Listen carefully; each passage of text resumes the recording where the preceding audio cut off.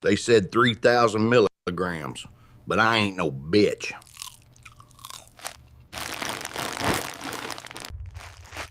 You're not gonna take me alive. Forward, soldiers!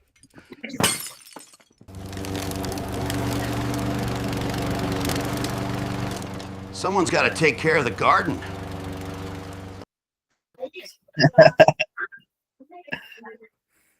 Okay, yeah. So that's my creation. I liked it. It's relatable. It's funny. And it had a concerned wife in there, which I thought was a nice touch. Yeah. It was kind of. I hear my voice. Oh, do you? Yeah, I just got a notification. It said that. Yeah. Let's So see. in my head, it looked kind of different. For example, the scene with the fishing rod was way more hectic, and the guy looked more high. He kind of. But the intention was.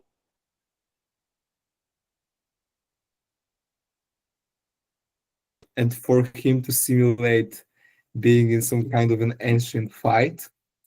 And I don't think I've done a really good job of that. However, I think the last scene is kind of funny. I like the last the last scene. So yeah, that's all I can for now. Yeah, I thought that mowing the carpet was funny. The fishing rod was pretty random. I'm not gonna lie. Like, where did he get that? Okay. What else? But I mean, I think a lot of this Where stuff did he get that? Such a logic. So what? Where did he get that? Such a logical question.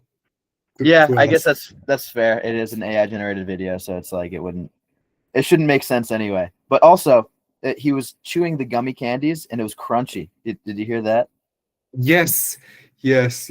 But I ran out of the video generation ability Oh on yeah. video today, so I was like, let it be. Yeah, I know that. Yeah. That's. Well, I enjoyed it. Let's jump to yours. Okay. Let's see what. Share the screen. Also share audio outputs. There we are. And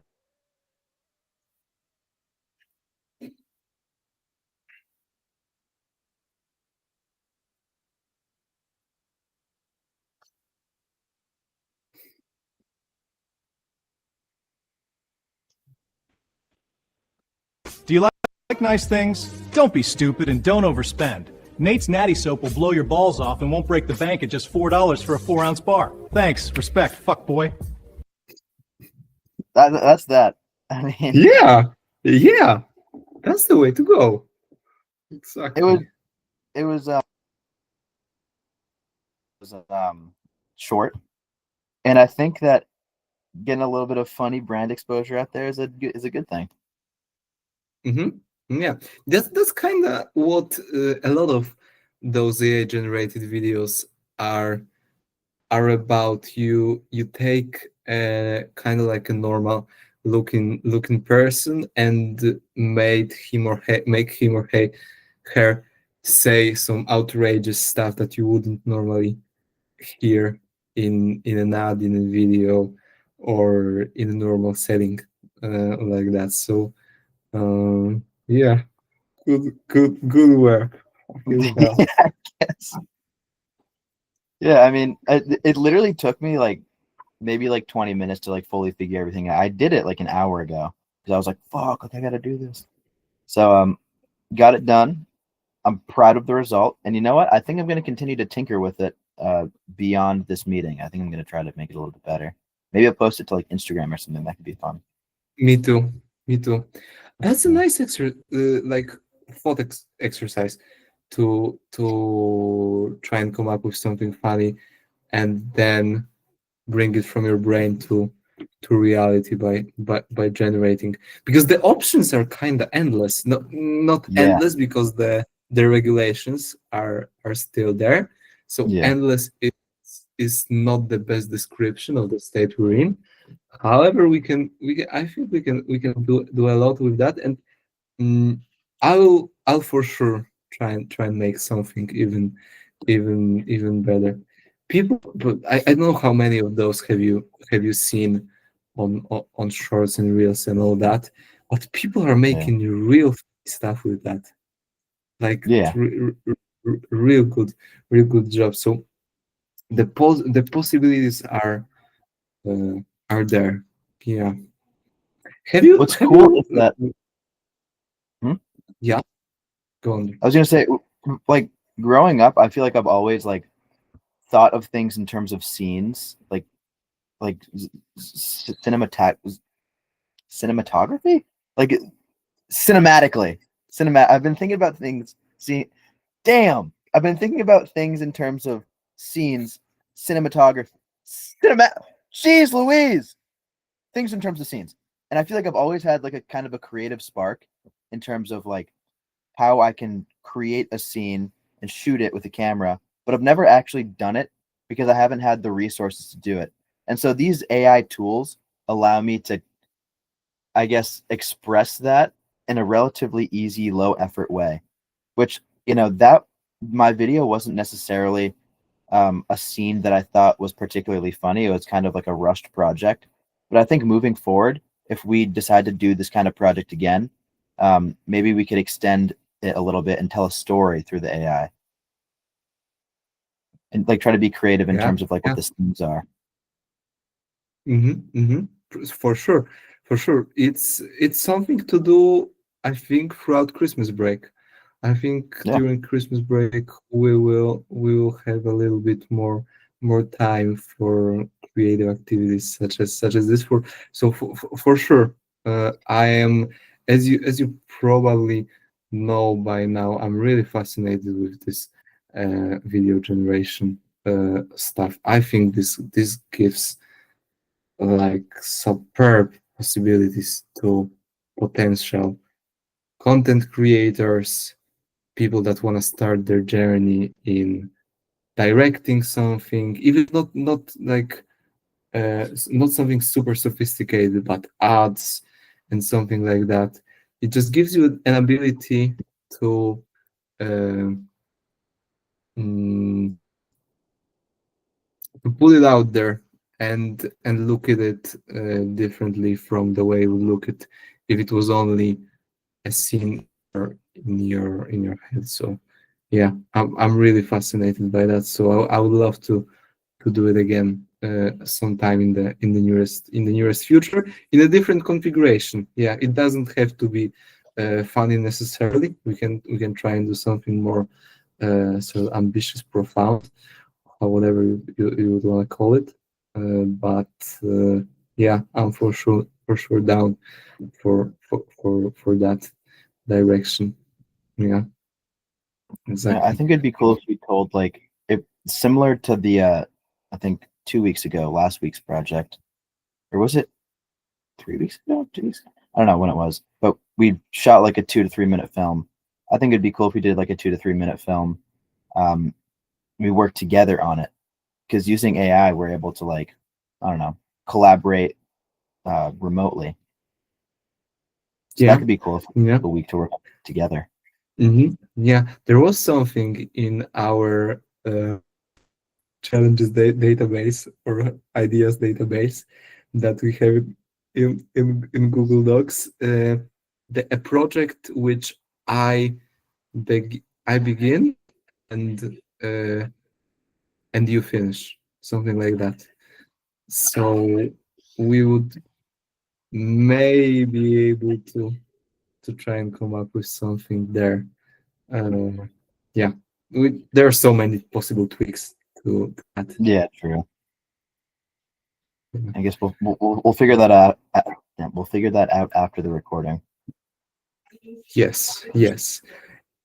Before we end the recording, however, I want to ask you whether you've ever sat down and tried to like write stand-up or write something intentionally funny while not being in a setting that requires you to or permits you to try it like a social setting, like sit down at a desk and try and come up with something fun. Have you ever tried that in your life? I have, I wrote maybe about a minute of stand up. Like earlier this semester, maybe like a month or two ago, I wrote a little bit. I haven't had the chance to really finish it. But I'll tell you what, it's hard to be creative when you sit down and the point of sitting down is to be creative. You know what I mean? I feel like the best ideas come to me kind of in the moment, especially for comedy, you know? Yeah, I know that's what I wanted to expand that a little bit, because I find the whole process of trying to be intentionally funny uh, just interesting, and yeah, it's just not something you normally do, because we both know that we are capable of being funny, like in a social situations, and this sort of stuff, and just shoot from the hip and do jokes that way. We're probably both kind of good at that, but it's a different breed from just sitting down, being with your own thoughts and brainstorming something that could potentially be funny. I've also done it once in my life.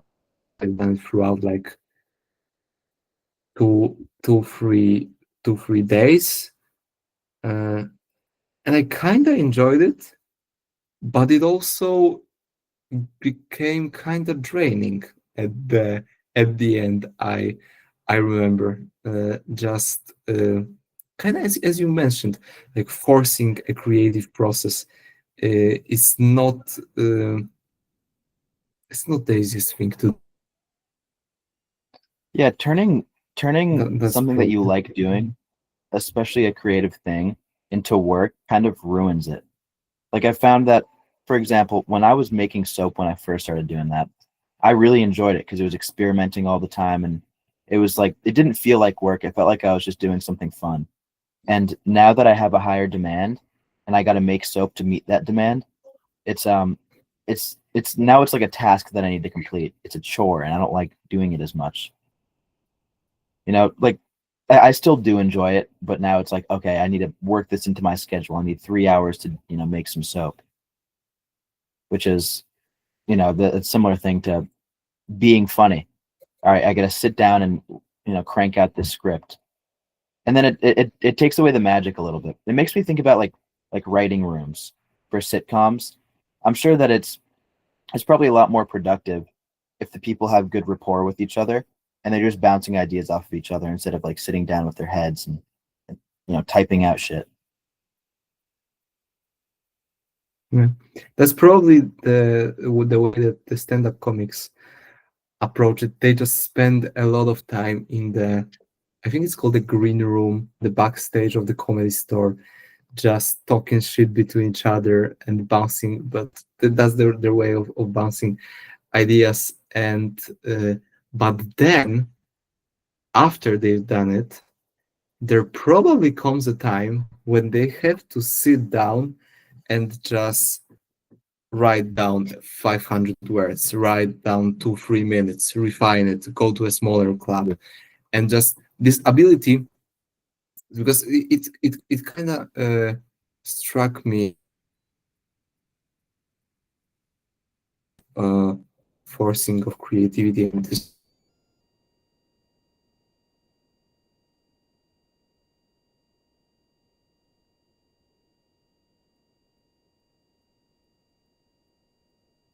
Fucking hell.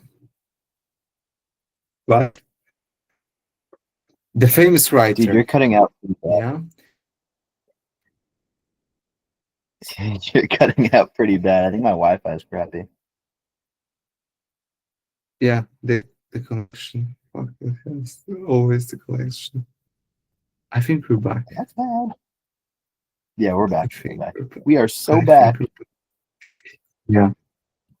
We are so back. Yeah, just about the writer and what he said, that he only writes when the inspiration strikes. Fortunately, it strikes every day at 9 a.m. sharp. Something like that. That he said that this ability to actually sit down and produce some kind of output that's probably already predefined before you sit down is a valuable skill to have, to be able Yeah.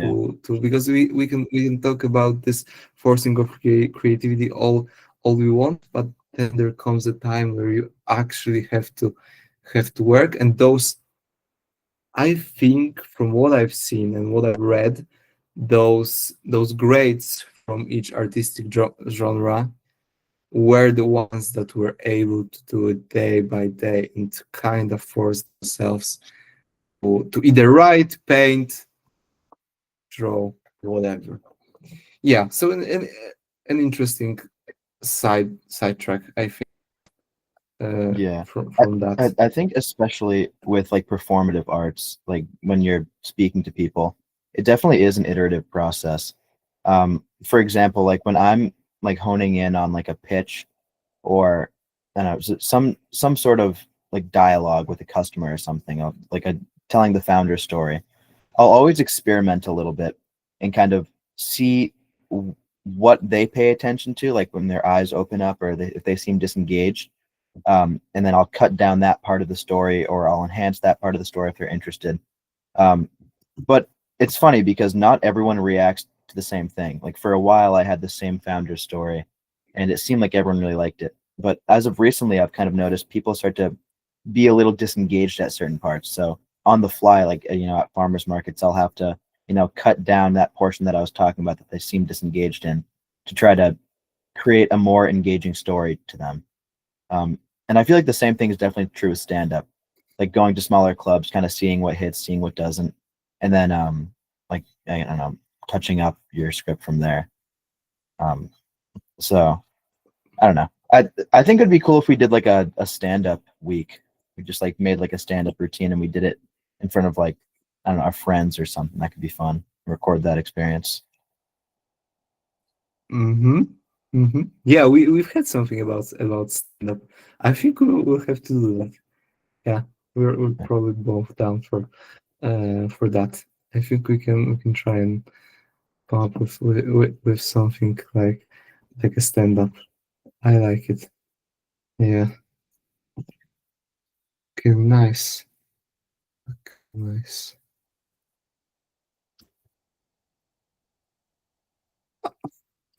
You play football, boy? You play football?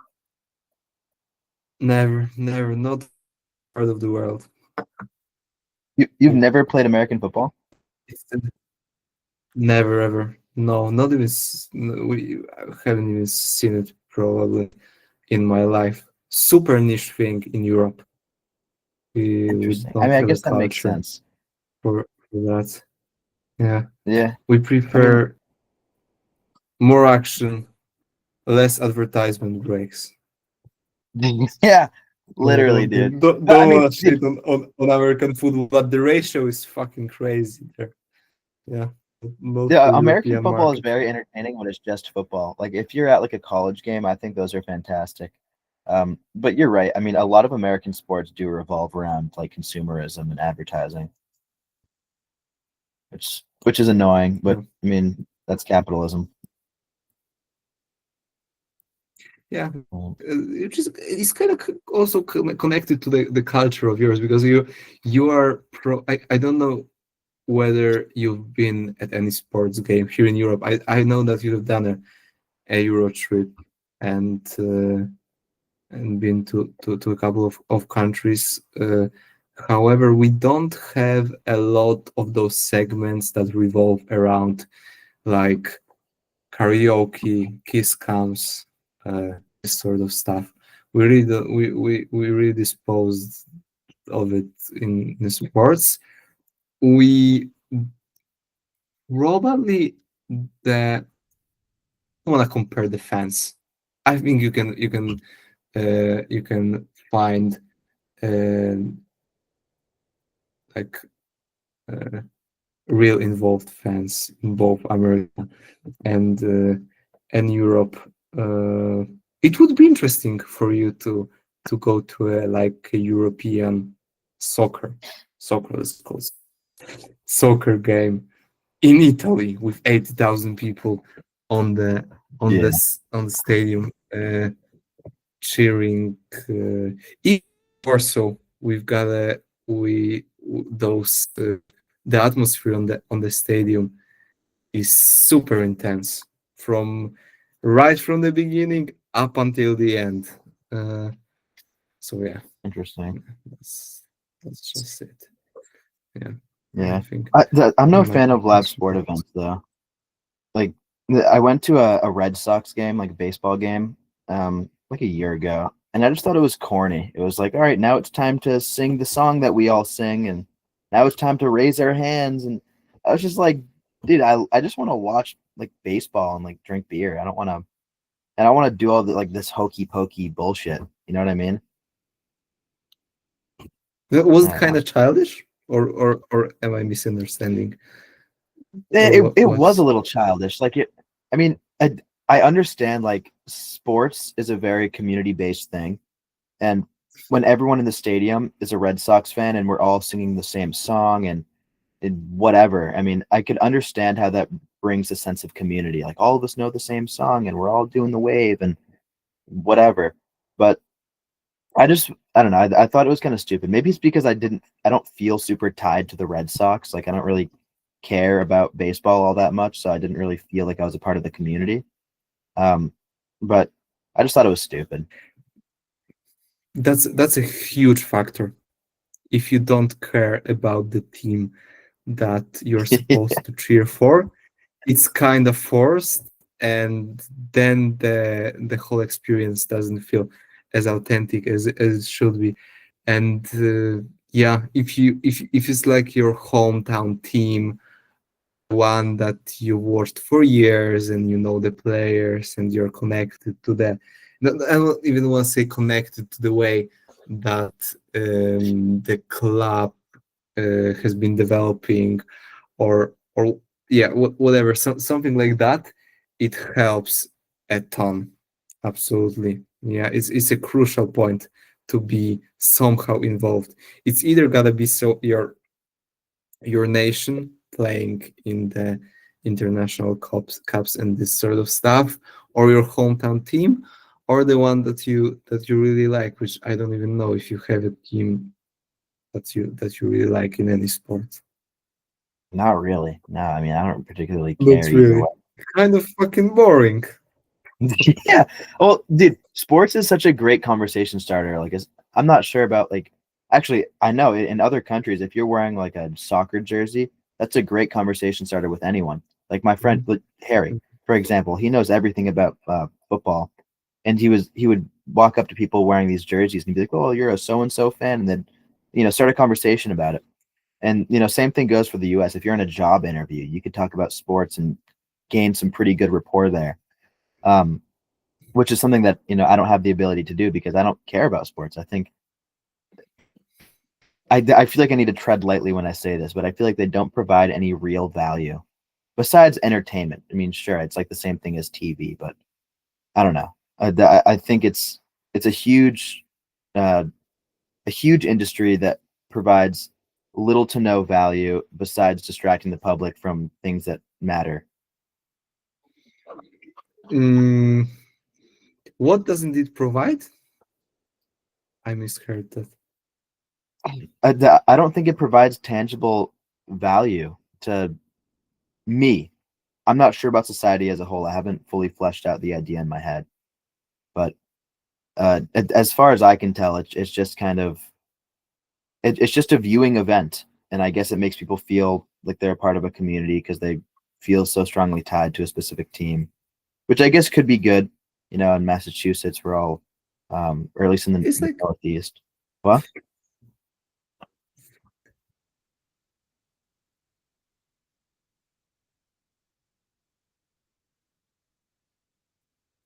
You're frozen.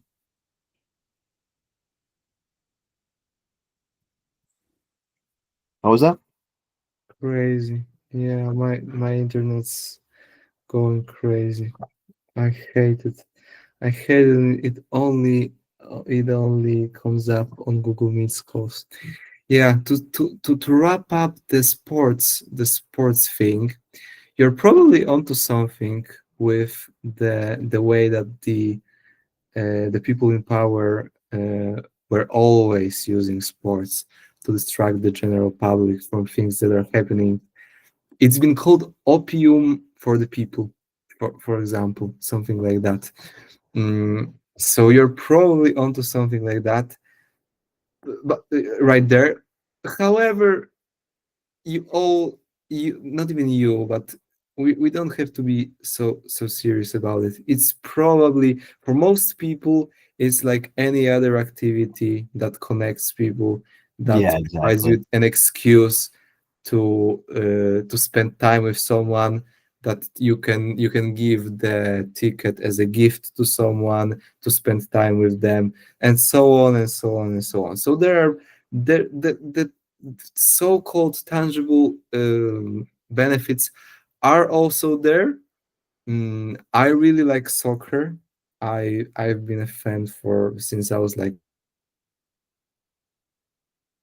years. So I think I would probably enjoy mm, going to games more often. However, Polish league is absolutely dog shit, and I've got not I don't have much fun watching that, so I would have to go to other countries, which becomes expensive. But it's probably gonna be something that I'll engage in more and more often as um, I want to say get richer. That's kind of cringe. No, Uh, that's y- fair. I mean, I think I that mean, you know what I mean. Yeah, absolutely. not being If I had corny. a ton of money, I would definitely be going to more sporting events. A lot of the Yeah, issue there yeah, is that I feel like, first of all, the tickets are taxed, and also the food and like accommodations are super taxed when you're there too. So yeah. I think that's definitely a barrier to entry for me, and I think I I feel so largely disconnected from it, or I think I'm kind of not necessarily resentful of it, but I don't feel so connected to it because I'm not exactly sure what I'm trying to say. I think that I don't think as positively about it as as I could because I've never been into it. I'm kind of I think you outside. fleshed it out quite like comprehensively. I Okay. think I know what you mean. Yeah, you don't want to be too rough on sports, but you are also clearly not interested, and you're trying to find a balance between these two, and that's not the easiest thing to do in terms of uh, putting it into words. So I um, totally get it. Yeah. Okay. Well, Um, that concludes yeah. that. That concludes that. We went over a couple of subjects today, as usual. Good. Very, very nice. Yeah. Enjoyed as usual, going deeper and deeper on some subjects. So I think that's that for today's Actually, for this week's log. Enjoyed it very much. We'll go on to figure out what we're gonna do next week. okay. And I don't have a great time. Yeah. Whatever. Yeah. Well, that concludes today's meeting, week 5. Thank you, viewer, for being here. Thanks, Seb, for being here. Stay tuned for next week. Hopefully we'll have something cool. Anything you'd like to add before I stop the recording? No, just appreciate you being on time. Yeah, no, I appreciate myself being Yeah. on time too. I worked my entire day around this, so I was like, perfect. I couldn't let myself be late again. So Yeah, we'll conclude that. you were here before me. That I concludes was. that. Yeah. Yeah, All right. Peace, viewers. peace, viewers.